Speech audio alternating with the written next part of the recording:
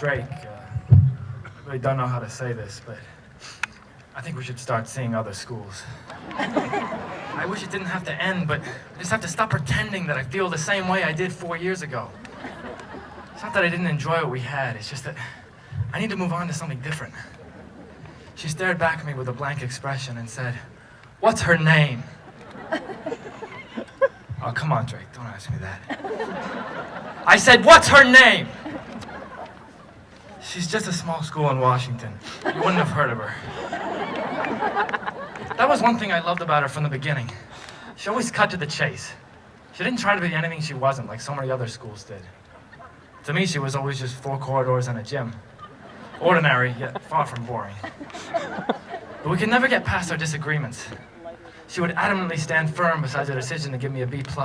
But she knew I would fight her with everything I had to pry the A- out of her. She could do everything to near perfection besides cooking.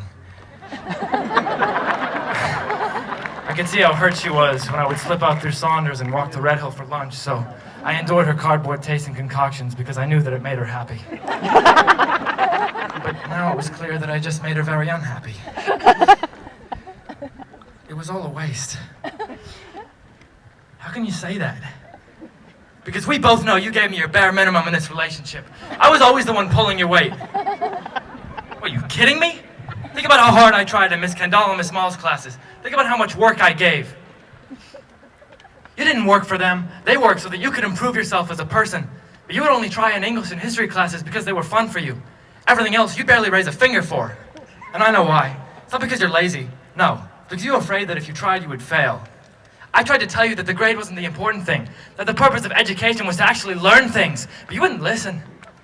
You were too caught up in trying to maintain that dishonest and repulsive 4.0 of yours. You practically forgot I existed. I gave you everything. I could have given that to someone else. You think just because you didn't apply yourself but got good grades that you beat the system. But you're wrong. Now go ahead. Walk away. See where all that gets you in the real world. So why don't you shut your mouth? What did you expect from me? From all of us? I worked 2 jobs while playing a sport. I couldn't always make you my first priority. But you would never understand that. You'll always just paint me as a villain because I chose not to do hours of your pointless busy work that would have been forgotten in a matter of days. Look, just because I only wanted to do what I was interested in doesn't make me a bad person. Just stop it. I can't stand hearing this anymore. So you could open your eyes and admit to what you've become.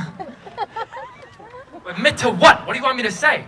That I spent every period of AP Computer Science either sleeping or watching YouTube videos? That I copied every single math homework sophomore year but got an A in the class? Is that what you want?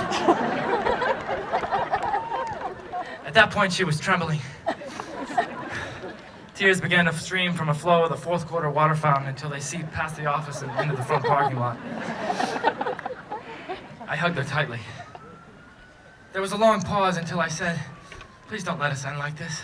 It's not right. Think about all the warm memories we shared together. Think about how much fun we had those late nights doing paste up for the Jolly Roger.